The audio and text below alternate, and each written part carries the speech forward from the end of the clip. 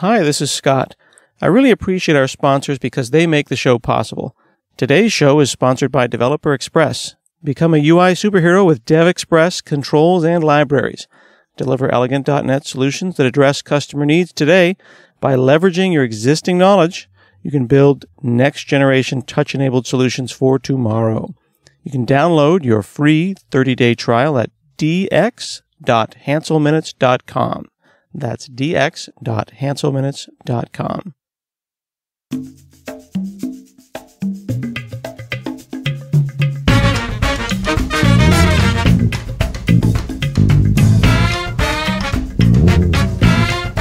From hanselminutes.com, it's Hansel Minutes, a weekly discussion with web developer and technologist Scott Hanselman. This is Lawrence Ryan announcing show number 446. In this episode, Scott talks with Damian Edwards about selecting the ultimate developer laptop. Hi, this is Scott Hanselman. This is another episode of Hansel Minutes, and I'm talking with my good friend and favorite Australian, Damian Edwards. How are you, sir? I'm very well. How are you?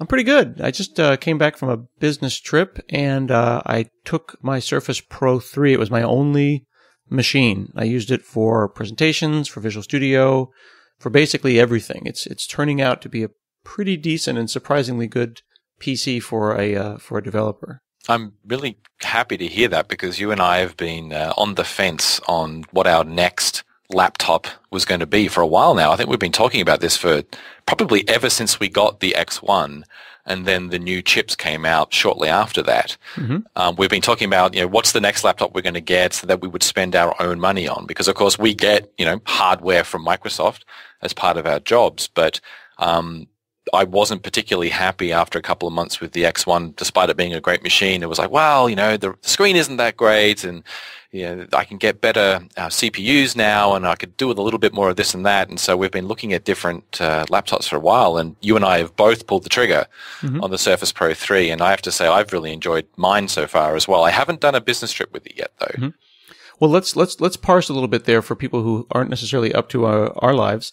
When we say X1, we're talking about the Lenovo Carbon X1 Touch. Yes. There's two versions, what we call V1 and V2, that you can tell them apart because the Carbon X1 that is V2 has no physical function keys. It just has a capacitive kind of touch-looking thing at the top there. Yeah. And what happened between the X1, which was the original X1, which is a fantastic machine, it just happened to have only a 600 by 900 screen, which is just too low res. I really wanted a 1080p. They upped that to like a Super Retina 2560 by something ridiculous screen, which was great. But then they messed with the keyboard, moved the caps lock around, changed everything, and generally freaked people out. I think they destroyed the touchpad too for me. I had the original X1 Touch. I had the touchpad set up because their drivers are, they're pretty good. They're pretty detailed. You can enable a lot of crazy advanced things, but I just turned pretty much everything off and tried to set it up to be as close to a Mac Pro touchpad as I possibly could, which I think a lot of people will recognize as, without much argument, the kind of the best touchpad you can get. I think that is absolutely, if in case you didn't know, the Mac touchpad has just been tuned to like a fine, it is the touchpad. All other touchpads pale in comparison. It's kind of amazing that it just seems to, I haven't used one extensively. I have a couple of people here have Macs, and occasionally I have to do something on their machine, and it just seems to naturally work, whereas the ones on Windows always seem to be a bit of a struggle. But on the X1, I was able to turn off a whole bunch of stuff and sort of get it set up so that it worked pretty much like a Mac one. But on the new X1, I found that there's just too much travel in the touchpad, and when I click vertical travel, it feels hollow. It doesn't feel substantial. Like it doesn't resist enough, and then when it does sort of get beyond that threshold, it goes too far. And it may sound really trivial, but you deal with these inputs every day. And if I'm going to spend, up to $2,000 of my own money, I wanted something that was perfect. And you and I have talked about this a lot. Like, what is the perfect developer? We're kind of half developer, half, what we do for Microsoft. What is that perfect device for us? Oh, and as an aside, just so I get this out, if you are a PC person and you love the Mac touchpad, the Logitech touchpad T650 is about as close as you can get to having a portable wireless version of a Mac touchpad for a PC. It is fantastic, and I have one on my desk right now. Cool. So the Ultimate Developer laptop / PC, it seems so simple to me. It would have the fastest processor, it would have 16 gigs of RAM, and it would have a fast SSD. And it would weigh 2 pounds and last 4 days. Exactly. The battery life is for me, that was the big thing. Like, I was going to go to Haswell, and everyone was promising 10-hour battery life. The thing that I think I made the mistake with is I believed the hype about battery life. Yeah. When they say 10 hours of battery life, they mean one of two things.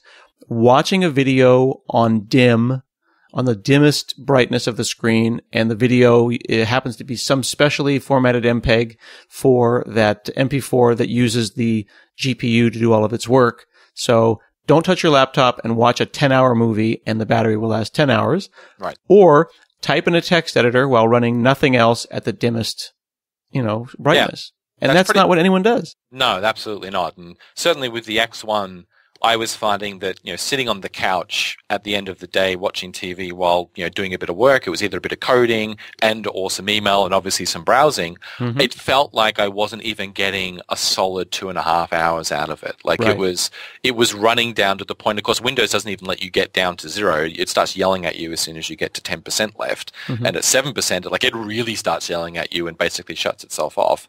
Whereas the Surface Pro 3, which I've had for a few weeks now, I stayed home one day because I wasn't feeling 100%, and I sort of, this is the perfect opportunity. Let me sit in my den at home and not plug in the Surface and just run it from 100%, doing a normal sort of email, a little bit of browsing, a little bit of coding day, and I got a solid 5.5 hours before Windows started yelling at me. Mm-hmm.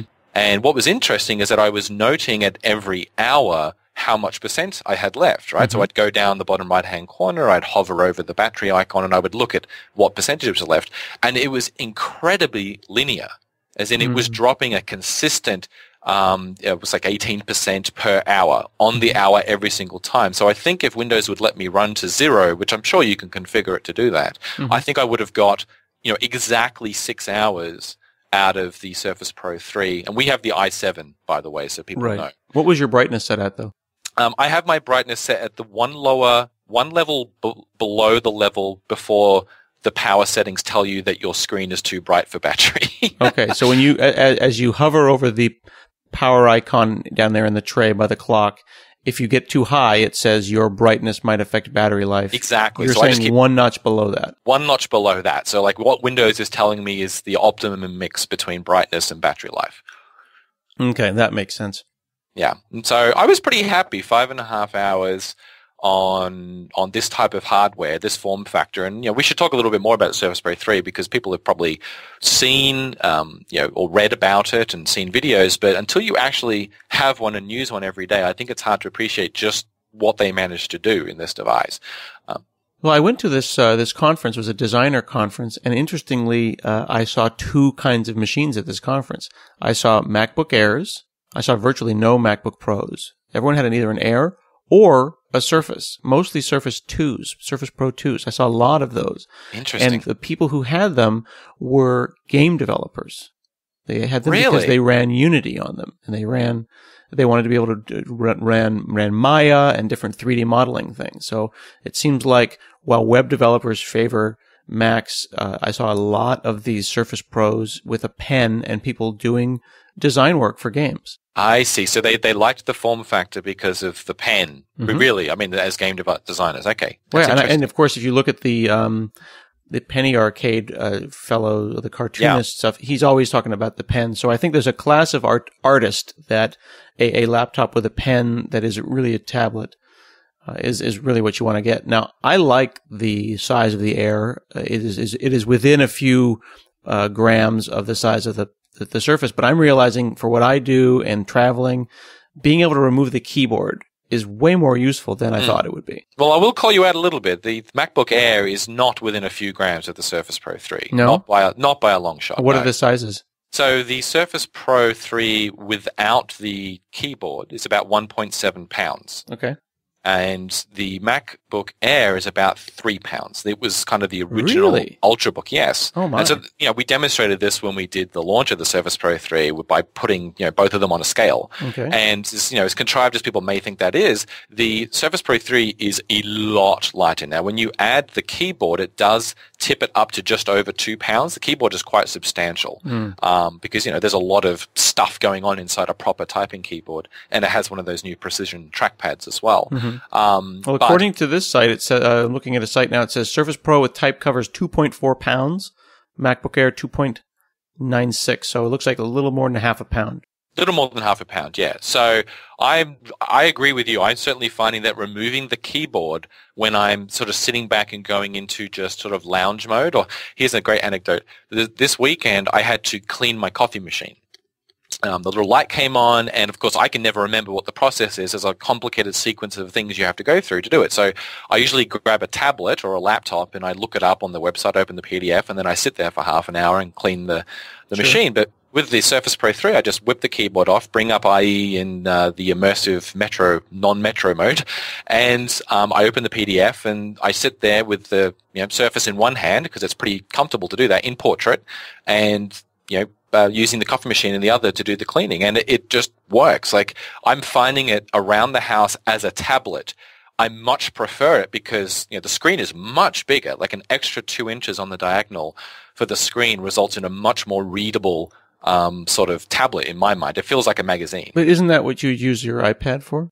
Well, so I only have an original iPad. I never upgraded, and I found this weighs about the same as the original iPad, but I get a screen that's, like I said, quite a lot larger, with obviously a much better quality, higher pixels per inch and whatnot, and it's a lot faster. I mean, this is an i7 Ultrabook, a genuine i7 Ultrabook. This thing is as fast as my X1 Carbon. It's actually faster, and it's actually as fast for doing Visual Studio compilation as my desktop I use here at work. And that might be a good segue to start talking about the differences and what it means to be a developer and using one of these devices. Yeah. Now, one thing I do want to address, though, that is just, we can't really get past it. We are two random dudes on talking on Skype here right now who happen to work for Microsoft. Yeah. So someone who's made it this far, this 11, 12 minutes into the podcast are going to be like, okay, I guess this is the episode of Hansel Minutes where the two Microsoft people try to sell me the Surface Pro. To be clear, we do work for Microsoft. To also be clear, we bought the Surface Pros with our own money. Yep. We did not receive any discounts. I bought mine at MicrosoftStore.com. We get laptops for work. We're allowed one new laptop every 3 years. And I have had two laptops at Microsoft. I had a T60P ThinkPad, and I have an X1 Carbon. But both you and I bought our Surface Pros after probably months of deliberation and discussion about. Yeah, well, I was looking very closely at the Asus ZenBook UX. I think it's the 31A, the ZenBook Prime. Right. And I was looking at the Samsung. Yes. The Series 9 Plus, whatever it's called. And those were both, they're very good laptops. And indeed, the Asus has a very fast Ultrabook processor in it. In fact, it's the fastest rated. It was the Intel 4558U, which is a Core i7, but it has 28 watts TDP. It's rated at a thermal dispersion rating, like how much heat it has to dissipate when it's running, at 28 watts. Now, that's versus the CPUs you find in the Surface Pro and the Samsung and even the X1 at 15 watts. So you're talking about a lot more heat because it's using a lot more energy and, but getting you more power as a result. But it turned out the Asus didn't have a TPM, which is the Trusted Platform Module chip. Right. And for us, connecting to VPN all the time and wanting to use BitLocker, a TPM is, I certainly would always choose a machine with a TPM over one without it if I'm doing any type of work. If you're VPNing into work and your work has any kind of sophisticated VPN, or you use a smart card or a smart card reader, I wanted to be able, and you wanted to be able to VPN in with a smart card where the smart card is virtual. Yes, exactly. So it's inside the TPM effectively rather than me having to plug it in every time. Yeah. Which means I can't get in the building because I invariably leave it plugged into the reader, and then I go outside and come back in and can't get in again. Exactly. So I really enjoyed that. So the point there is that while we do work for Microsoft, we bought these ourselves. Make your own decisions. You guys who are listening to us, guys and gals, know that we tell it like it is. I don't really care if you buy a Surface or not. Absolutely. If you don't, that's just more Surfaces for me. So, and actually, hey, one other thing before we get into the developer-specific performance stuff, you know, I thought the kickstand was a gimmick. I really did. I have an iPad Air, and I always used to tell people how great the magnetic case was because you could fold it backwards, and then it would turn into a little triangle, and that would allow you to prop the thing up. Having a kickstand on a tablet is a really cool idea. Yeah. I was on an airplane for like 12 hours day before yesterday. And not only was I able to take the keyboard off and use the tablet and watch movies, and I watched it for the entire time, because if you're just watching movies, the battery life is fantastic. But check this out. There was no television, no video screen on the flight from Washington, D.C. So I had a 6.5 hour flight with no TV. I took the kickstand and put it into the pocket of the seat back in front of me. Nice. And hung it up at the top, at the level that the screen usually is. And people thought that it was integrated into, like, people who would walk by were like, how come he has a TV? That is hilarious. And it's 12-inch screen. I mean, so did you cause a ruckus on the plane? I did cause a ruckus. People were impressed with my video collection because I had the little SD card. Yeah. Because I popped in the 64 gig mini SD card and brought some movies with me. Right. So I was living the dream while everyone else was reading the Sky Mall. And did you have your Bluetooth headphones as well? I did, but I was told that they would rather that I use it plugged in. Really? Yeah. That's interesting, because I have been on a flight recently, a couple of them, and they do make a point now, certainly in America, of saying that you're able to use, you know, electronics from gate to gate and what type of electronics that's. And as an interesting point, one of the great things about having a convertible is that you still can't use a laptop from gate to gate for whatever reason. I don't know what the reason is. I think it's because they're heavier. Yeah. They don't like them being in the aisle. And because you generally have to have the tray down to use them, a lot of people do, right. You still have to have the tray up for take up and landing. And so I think they say the smaller devices are okay because in an emergency you just throw them on the floor and get out. But if you have an unwieldy laptop, it can be, you know, take you precious seconds to put it away. Right. And so one of the great thing about the Surface Pro is you can just flip the keyboard around to the back when they're telling you to put your laptops away, use it as a tablet, and then, you know, when everyone sits down, you flip it out again and continue on your merry way. That is actually exactly what happened. The flight attendant came by and said, "Sir, you need to put your laptop away." And then I kind of did it. It was a little obnoxious of me, but I just ripped the keyboard off and stuck it in. And she goes, "Oh," and then just moved along. So I thought that was pretty awesome. So I was able to watch movies basically wheels up to wheels down. I actually really enjoyed that feature of it, and I have had to watch other people put their laptops away while I smugly continue to use my Surface, which is kind of nice. Yeah, it's pretty obnoxious. Yeah. So, performance-wise, I went and bought the Surface Dock because I wanted to really give it a go as a desktop replacement.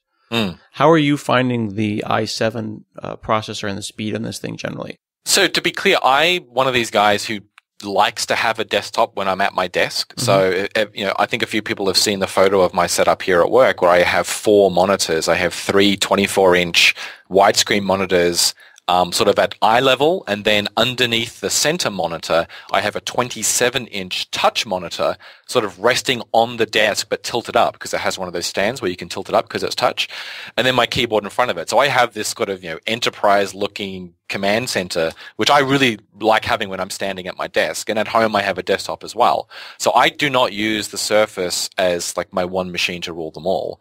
But that said, I do a fair bit of coding on it. And obviously, I'm doing this call right now on it when we do the ASP.NET community stand-ups, which we've just started, which is a Google Hangout. I run that completely from my Surface, including with, you know, external high-resolution cameras and, you know, all that type of stuff to get that looking good.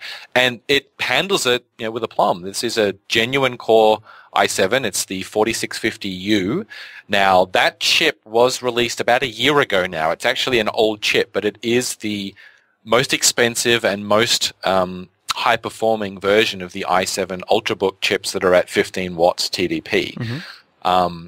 And it gives you the Intel HD 5000 graphics, so more of the CPU die is kind of allocated to the graphics side in terms of how much power they'll put through it. But it runs at a base clock speed of 1.7 gigahertz, but overclocks to 3.3 gigahertz when you're doing single-core type of stuff. So to give you a comparison, I have on my desktop here, it's a Core i7 Sandy Bridge. So that's the third generation or second generation, I think, of the i7 desktops. And it's the i7 2650 or something like that. So it's a pretty good i7 chip. It's a genuine quad core with hyperthreading. And if I download Redis for Windows source code from GitHub, and I do a command line compile of that solution from cold, my desktop and my Surface Pro 3 complete in the same amount of time. So does that mean that the build system is not effectively using all those processors? So it's basically, it's as multi-threaded as it can be, and the additional cores don't matter? That's true. So if I then turn on multi-core build on both, the desktop does pull ahead by about 3 seconds because it has double the number of actual cores. So it goes to about a 13-second build while the tablet stays at 15 to 16 seconds. But the Surface Pro 3, my Lenovo X1 Carbon Touch, I have the first version, that could do at best about a 20-second build. So my Surface Pro 3 is at least 25% faster when doing sort of raw compilation of a fairly complicated C++ project than my, Lenovo X1 Carbon Touch. So you keep saying TDP, it's thermal design point or thermal design power. That is the maximum amount of heat that a CPU can produce.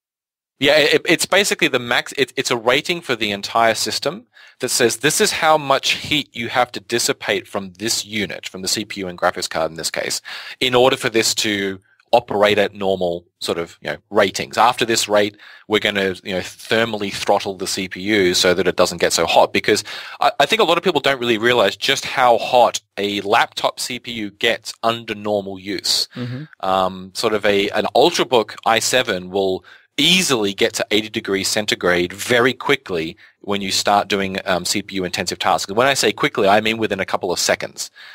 It'll get up to 80 degrees centigrade and sort of sit there if you're pegging it at 100% CPU. Once you're getting above 90 degrees centigrade, that's when you start to get into thermal shutdown territory, or thermal throttling, I should say, where the firmware on the CPU will start saying, hey, it's getting a bit hot, I need to run slower, so there's less electrons going through me and thus creating heat. Now, the X1, I found, would get very hot when I used it on my lap. It has a carbon fiber chassis, but the vent is located in one very specific location on the left-hand side. And if I'm sitting on my couch in shorts using the X1, it would be uncomfortable occasionally. I'd have to move it around because it would get quite hot, and the fan would get quite loud. And the Surface Pro 3, being an i7 in a much more thermally constrained chassis because it is so ridiculously thin, does have a similar result if I push it as hard, but because all the chips are up in the screen, I don't feel it on my lap. Right. Because it's the opposite of a laptop in the sense of you saw those jokes early on about the Surface where you take the heavy part and you make that the vertical part of the laptop. Well, right. I think that I was a little disappointed, I must say, in the first few weeks of having a Surface, because I somehow imagined that it would be cool like an iPad, but as fast as a desktop. And I spent some time kind of basically being upset about that, and then realized kind of, and I'm not trying to be an apologist, but I am trying to be a realist, that the laws of physics are the laws of physics. Yeah. And, you know what I mean? There's only so much heat you can dissipate. Well, I mean, I have an i7 desktop with a 256 gig, SSD and 8 gigs plus of RAM. And now I have the same thing that's effectively the size of my original iPad or a MacBook Air. And it'll run, two 24 inch monitors plus, or 230s even. Yeah. And it got a little hot, and I was like, man, this sucks. I'm being honest. I was pretty upset about it. And then I think it was you actually that was just like, hey, physics are physics. If the CPU is under 50%, it's basically silent. Yes. But what I was doing was I was, watching Netflix, downloading email, doing builds, and then running Handbrake all at the same time, and was pissed off about it. Handbrake definitely will peg your CPU. Yeah. And keep you going. But all that said, I will say that, as I just mentioned, this CPU we have in here is a year old. It came out in Q3 2013, and Intel has just announced the public availability of the brand new Core M processors, which is the next generation. This is the Broadwell chips. Currently, most people will, if they've bought a laptop in the last year will have Haswell, which is what the Surface Pro 3 is. And they focus predominantly on reducing the amount of heat that is needed to be dispersed and improving battery life as a result. And to give an example, the first round of CPUs they released replaced the Y series of laptop CPUs. Now, you and I have the U series, which is they are the Ultrabook series. The Y series are a special low voltage version of those. But previously they were rated at about 12 TDP, and again the U's are rated at 15. The new Y series equivalents are rated at 4.5 watts of TDP. Now that is an amazing improvement, and what that means is we can now have convertibles that are somewhat like the Surface Pro without a fan. You can actually create an x86 machine that isn't an Atom, it is a core-based machine that gets similar type of performance, but without a fan. But does that mean that I regret the purchase of my Surface Pro, thinking that a month later something better will come out? So maybe not. I mean, that's all personal. I mean, I can tell you right off the bat, when we inevitably do a refresh of the Surface Pro 3 with the Broadwell chips, I will buy one. I will buy the i7 equivalent, and I will either sell this one or I'll hand it down within the family. Because the improvements they're talking about from this new range of chips, where we're 22 nanometers with the current generation, the new generation goes down to 14 nanometers, which again just relates to less battery use. They're saying 20% improvement in battery life, and obviously a lot less heat. I'm all up in that. Like, I want the same chassis with even less heat and even more battery life, and still an increase in performance. They're talking about specifically the graphics portion of the new chips being at least 50% faster than what we have here. So I'm all up for that. So you still have your desktop. You're not going to accept this as your kind of primary laptop and savior. Yeah, at work I still have my desktop. At home, I just realized I was cleaning out some filing over the weekend. My home desktop is 5 years old. I built it 5 years ago. And it's a Core i7-920, which was the original i7. And so I'm debating right now whether I, sink $500-$600 on the internals of that to upgrade it to one of the new Devil's Canyon CPUs, which were just released for desktop, which would require a new motherboard and a new video card and a new CPU, or whether I just, let me just turn off the desktop and maybe I should just sink $200 on one of the Surface Pro 3 docks and see if that is a better setup for me at home. I'm not really sure yet. I have the same Ultimate Developer PC that I built. I have to check online. I think it would be about almost 5 years ago. The one that Jeff Atwood helped me with. Right. And it's fine. Like, this is the thing about processor power and why gigahertz just matters less. I think that when I built this machine, it was about the last time that I thought about gigahertz. Because that was, I spent 15, 20 years always thinking about that. It's a Core i7. It's an extreme edition, so it's the X980. It runs at 3.33. I overclocked it just a smidge. So it's a 12 processor machine. They call it a hexacore. It has 12 gigs of RAM, and it's fine. It really, it should be. But it was fine 5 years ago. It's fine now. The two upgrades that I made to this machine were an SSD. If you're listening, you have to get an SSD. It is just folly to not have one. Go to Amazon, go to Newegg. You can get a 256 gig name brand, like a Samsung, which is still considered one of the best ones, for under $200 now. Yep.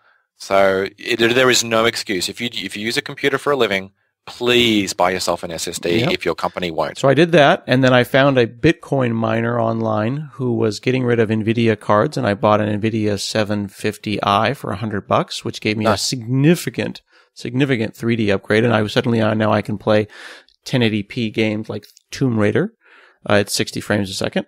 And the only thing that keeps me up at night is just one day the SSD will die. That's basically it. Like, I'm 4 years into an SSD, and one day I'm going to turn this thing on, and it's just not going to turn on. Yeah. And that will be stressful, but everything's backed up. Yeah, but, absolutely. Basically the only thing that I worry about is hard drive failure. Yeah. So the one thing that is eating at me a bit with my desktop at home now is just how much power it uses. You're concerned about it from a global warming perspective? It's on most of the time. It's probably one of the major power draws because that i7 was rated at 140 watts of TDP. Like, it puts out a lot of heat, and it consumes a lot of power. So it's, my office is a little noisy just because of that one tower. Mm-hmm. It has a very large cooler on it. Whereas if I drop one of the new Double Canyons in, I can get, a lot more, processing power, but they're rated at 88 watts, and they run at 4 gigahertz. I mean, that's an incredibly fast CPU. It's the fastest non-hexacore CPU you can buy. And yet it uses substantially less power and puts out a lot less heat than my current setup. And I could even get rid of the video card because it has integrated graphics, and I don't play PC games on my desktop at home. Mm-hmm. So I could, really reduce the amount of noise and heat and power that my office consumes at home while still having it turned on all the time. So yeah, I don't know. I'm a bit torn at the moment about what to do with my desktop setup at home. Okay, so let's in our closing here, as we've been rambling for a while, let's get down to brass tacks. Can someone take their existing machine, whatever their machine is, and replace it if they are a full-time professional developer with a Surface Pro 3 or a similarly spec'd machine? So one thing that will stop you, it's a yes and no. If you ordinarily use virtual machines as part of your setup, then I would probably say no, because 8 gig of RAM is not enough to run a host and a VM. It just is not enough. With any amount of performance. With any amount of performance. I couldn't do it on my Carbon Touch, and I can't do it on my Surface Pro. If you don't use VMs, and I don't have any need to use VMs whatsoever, it is more than enough. Okay. So I have a buddy of mine who bought a Surface Pro 3, and I warned him about that. And he has been running VMs, he says, with some success. Wow. What he does is he runs them off of a separate hard drive. So he gets a little more performance because you've got a USB 3 there. So he's got a USB 3 portable hard drive, 72 RPM. He runs the VM off of that. He says that he makes the VM a little smaller than you'd think because these are kind of single-tasked VMs. I see. The idea being that some people say, well, I have a 4 gig, machine. I need a 4 gig VM. Really what you need is a gig and a half to run the one app or the one, if you're doing, Windows, if you're doing website development, sure. You just need IIS. So you keep it a little smaller. But the real kicker, and what I thought you were going to say, was that connected standby, that special, I'm asleep but not quite asleep, I can still get email, power mode is disabled when you turn Hyper-V on. And everyone gets all torn up about that, but remember, that's a server-side feature that was ported to the client. So it makes sense that the most advanced client-side feature that Windows has is not supported by the most advanced server-side feature. So sure, and let's remember that this is the first core product available in the market that supports connected standby. So what are you losing? I mean, my Carbon Touch didn't support connected standby. Right. So connected standby, of course, is a way to snooze and then also wake up, do something real quick, and then fall back asleep. It also lets you be on standby for a very, very long period of time. What people are doing is just making a batch file that calls bcd edit and basically turning Hyper-V on and off. You can also make a boot menu if you want to do the same thing. So there's ways around it, but I agree with you. If you live and breathe VMs, then the Surface Pro 3 is definitely not for you. Yeah, and I certainly hope that in the future, the CPUs do support 16 gigabyte, but there is no manufacturer building a laptop with an Ultrabook CPU that takes 16 gigabyte that I'm aware of. I would hope that someone allows that at some point in the future. And this is where I think you and I totally agree. What does the ultimate developer laptop look like? Yeah. i7, go ahead. For me, it's a Surface Pro 3. It's what I have right here. I could change anything. It would be to put 16 gigabytes in it and to have the next generation of CPU so that it puts out just a little bit less heat and I get a solid 7 hours of battery life out of it. That's the ultimate for me. I would also say I very much, if you're going to use it for your main machine, I'm thrilled with the dock. Yes. I can run 2 large monitors, one off of the mini DV on the back of it, mini DVI on the back of it, and one off the side. So basically, you can 2 monitors. You can chain using the display link chaining. Yep. You get like freaking 6 different USB on the dock. On the dock, it's a ridiculous amount of USB, much more than most docks. It's really quite elegant. If my desktop died tomorrow, while I would mourn it, I would probably not rush out and replace it because I would probably just switch everything to use the Surface. So I'm pretty happy with that. Awesome. If you have an SSD and you've got 8 gigs or maybe 12, I think you could succeed. But I'm pretty happy with 8, and I'm going to keep using it. Cool. Thanks for chatting with me, buddy. No, not at all. This has been another episode of Hansel Minutes, and we'll see you again next week.